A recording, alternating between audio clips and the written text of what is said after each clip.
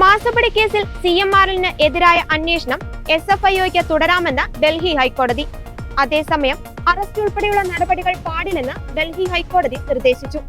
ഡൽഹി ഹൈക്കോടതിയിലുള്ള ഹർജിയിൽ തീർപ്പ് ഉണ്ടാക്കുന്നതുവരെ അന്തിമ റിപ്പോർട്ട് ഫയൽ ചെയ്യാൻ അനുവദിക്കരുതെന്ന CMRL-ന്റെ ആവശ്യത്തിൽ കോടതി അന്വേഷണ ഏജൻസിയുടെ നിലപാട് തേടി. ഹർജി അടുത്ത വെള്ളിയാഴ്ച പരിഗണിക്കാനായി മാറ്റിവെച്ചു. CMRL-ന്റെ 3 ഡയറക്ടർമാർ ഉൾപ്പെടെ 8 പേർക്ക് SFIO നൽകിയ സമൻസ് സ്റ്റേ ചെയ്യണമെന്നാവശ്യപ്പെട്ട് നൽകിയ ഹർജിയാണ് ഡൽഹി ഹൈക്കോടതി ഇന്ന് പരിഗണിച്ചത്. ഈ മാസം 28, 29 തീയതികളിൽ അന്വേഷണത്തിന് ചെന്നൈയിൽ ഹാജരാകാനാണ് സമൻസ് നൽകിയിരിക്കുന്നതെന്ന് ഹർജിക്കാർക്ക് വേണ്ടി ഹാജരായ സീനിയർ അഭിഭാഷകൻ കപിൽ സിബൽ ഹൈക്കോടതിയിൽ അറിയിച്ചു. അന്വേഷണവുമായി CMRL സഹകരിക്കണമെന്ന് SFIOയ്ക്ക് വേണ്ടി ഹാജരായ സീനിയർ അഭിഭാഷകൻ കോടതിയിൽ ആവശ്യപ്പെട്ടു.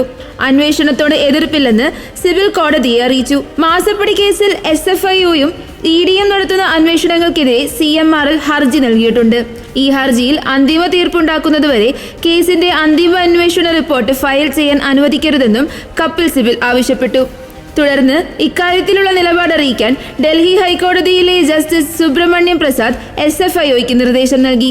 CMRL-ന്റെ ഡയറക്ടർമാരായ രവിചന്ദ്രൻ രാജൻ, നബീൽ മാത്യു ചെറിയാൻ, അനിൽ ആനന്ദ Panicker, company secretary P Suresh Kumar, IT വിഭാഗം മേധാവി NC ചന്ദ്രശേഖരൻ, വിരമിച്ച കാഷ്യർ KM വാസുദേവൻ, ഓഡിറ്റർമാരായ മുരളീകൃഷ്ണൻ, സാകേഷ് കുമാർ എന്നിവർക്കാണ് SFIO സമൻസ് നൽകിയത്.